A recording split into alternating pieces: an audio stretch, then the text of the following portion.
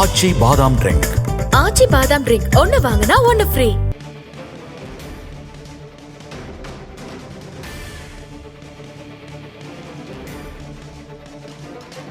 அண்ணா பல்கலைக்கழக மாணவி பாலியல் வன்கொடுமை செய்யப்பட்ட வழக்கில் குற்றவாளி ஞானசேகரனுக்கு கடுமையான தண்டனைகள் விதிக்கப்பட்டிருக்கின்றன. தண்டனை விவரங்கள் வெளியாகியிருக்கின்றன. ஆயுள் தண்டனை விதிக்கப்பட்டிருக்கின்றது.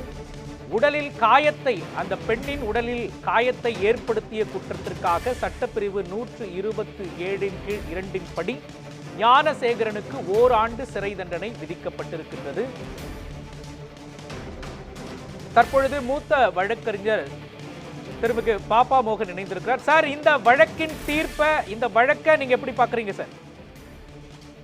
ஏற்கனவே அவர் குற்றவாளி என்று ஏற்கனவே நிரூபிக்கப்பட்டிருக்கிறது. 28/5/2022 நம்முடைய மகளிர் சிறப்பு நீதிமன்றம் கொடுத்திருக்க தீர்ப்பது. அதற்கான தண்டனை விவரத்துக்காக தான் ஒத்தி விட்டாங்க. மேக்சிமம் பனிஷ்மெண்ட் அரிதிலும் அரிதான வழக்காக இருக்கிற போது குறைந்தபட்ச தண்டனை கொடுக்கிற போது எப்பயுமே வாய்ப்பு கொடுத்து அதன் பேர்ல தண்டனை பற்றி வரத்தை சொல்லணுங்கிற முறையில தான் இன்னைக்கு போட்டாங்க. இன்னைக்கு இதுல அவருக்கு மேக்சிமம் பனிஷ்மெண்ட் 30 ஆண்டுகள் 64 ஊவப்பிரிவு 1 சொல்லக்கூடிய நம்ம இதுல பாலியல் வல்லுறவுன்னு சொல்லக்கூடிய பழைய ஈட்டாசாலா 376 பிரிவு சொல்லுங்க. அது இப்ப இருக்கிற பாரதிய நியாய சங்கீதால 64 ஊவப்பிரிவு 1 வரும். அதுல 3வது உட்பிரிவுல ஒரு 13 வகையான குற்றங்கள் மிக கொடூரமாக செய்கிறது. ஒரு பெண்ணை வலியவார பல்லுறவு செய்கிற போது அவரை தாக்கி வல்லுறவு செஞ்சாங்கன்னா அது மிக கூடிய குற்றமாக கருதப்படுகிறது. அதன் அடிப்படையில தான் அவர் மீது 12 குற்றச்சாட்டுகள்ல 11 குற்றச்சாட்டுகள் நிரூபிக்கப்பட்டிருக்கின்றன. அது பாரதிய நியாய சங்கீதா மட்டுமல்ல, அதுல நம்ம ஐடி ஆக்ட் இருக்கக்கூடிய இன்ஃபர்மேஷன் டெக்னாலஜி ஆக்ட் 66, 67 பிரிவுகள். அது மட்டுமல்ல, பெண்களை இந்த மாதிரி அவர் துன்புறுத்தக்கூடிய Tamil Nadu prevention of harassment act சொல்லக்கூடிய இன்னொரு சட்டம் இருக்குது. இந்த சட்டப்பிரிவுகளில் போராட்டத்திலுமே அதுல ஒரு குற்றச்சாட்டை தவிர மீது இருக்கக்கூடிய 11 குற்றச்சாட்டும் நிரூபிக்கப்பட்டு சொன்னாங்க. இப்போ இந்த மிக கொடிய குற்றமா இருக்கக்கூடிய 64 ஓபிடி 1 தவிர மற்ற குற்றச்சாட்டுகள்லாம் 5 ஆண்டுகள் 3 ஆண்டுகள் தண்டிக்கக்கூடிய பிரிவுகள் தான். தண்டனையும் அதுக்கு அபராதம் உண்டு. மேக்சிமம் பனிஷ்மெண்ட் கொடுக்கிற போது 30 ஆண்டுகள் கொடுத்துருக்காங்க. இது நான் சொன்ன 10 ஆண்டுகள் இருக்கு. இது மாதிரி கொடிய வல்லுறவு செய்யக்கூடிய வழக்குகள்ல, பாலியல் வல்லுறவு செய்யக்கூடிய வழக்குகள்ல ஒரு பெண்ணை தாக்கி, அது மட்டுமல்ல அதே படமாக்கி அதை பதிவு செய்து அதை வச்சு பிளாக்மெயில் பண்றது. இப்ப அந்த அடிப்படையில ஒரு மிக கொடிய குற்றமாக காரணத்தால அந்த குற்றச்சாட்டு 30 ஆண்டுகள் கொடுத்திருக்காங்க. 90,000 ரூபாய் மொத்தம் எல்லாம் சேர்த்து ஃபைன் வந்திருக்கு கொண்டா அபராதம் போடப்பட்டிருக்கு.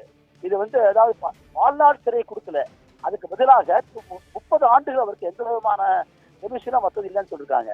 இது ஒரு வகையில தான் சொல்லுவாங்க. ஏன்னா அவருக்கு 10 ஆண்டுகளுக்கு மேல கொடுத்தாலே இது ஒரு கொடிய குற்றம், அரிதமரிதான குற்றம் சொல்லப்படுகிறது. ஏன்னா ஞானசேகரன் 20 வழக்குகளை ஏற்று வைத்திருக்கக்கூடிய ஒரு ஹிஸ்டரி ரவுடி ஷீட்டர் அவரு. அது மட்டுமல்ல, பல்கலைக்கழகத்தில் அத்துமீறி உள்ள புகுந்து நண்பரோடு பேசிக் கொண்டிருக்கிற போது அவரை தாக்கி, அது மட்டுமல்ல அவர் தாக்குறது மட்டும் அவங்க செல்போனை பிடிங்கி வச்சு அந்த பெண்ணை தாக்கி வல்லுறவு பண்ணி அதை படம் பிடித்துக் கொண்டு அதை வச்சு பிளாக்மெயில் பண்ணிருக்காரு. அப்ப இந்த ஒரு கொடிய குற்றம் தமிழ்நாட்டுல பொள்ளாச்சி பாலியல் வழக்குக்கு பின்னால மிக முக்கிய குற்றமாக கருதப்பட்டது.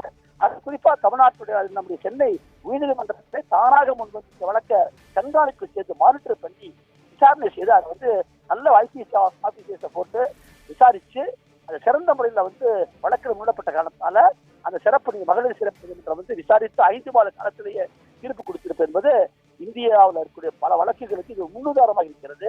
நிர்பயா வழக்கு 2013 டெல்லியில் நடக்கக்கூடிய ஒரு பாலியல் வல்லுறவு என்பது மிக கொடூரமானது. அதுக்கப்புறம் தான் இது போன்ற சிறப்பு விதிகள்லாம் உருவாக்கப்பட்டது. தண்டனை சட்டத்திலேயே அது பிரிவை மாத்தினாங்க. அந்த அடிப்படையில இந்த தீர்ப்பு என்பது மிக சிறந்த தீர்ப்பு, முன்னுதாரணமான தீர்ப்பு.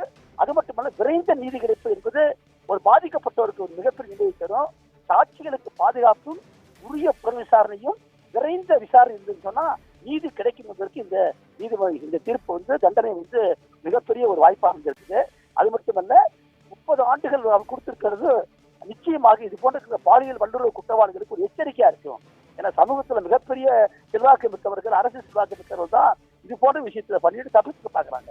அது பொள்ளாச்சி பாலியல் வழக்குல வந்திருக்க தீர்ப்பும் அதுக்கு பின்பு வந்திருக்க ஒரு விரைந்த நீதி என்பது சாட்சி, அதாவது பாரபட்சமற்ற விசாரணை உட்படுத்தக்கூடியதாக இருக்க காரணத்தினால இது ஒரு சிறந்த தீர்ப்பாக நான் பார்க்கிறேன் தண்டனையை. இணைப்பில் இந்த வழக்கு சார்ந்து உங்களுடைய கருத்துக்களை பதிவு செய்ததற்காக நன்றி திரு பாப்பா முருகன்.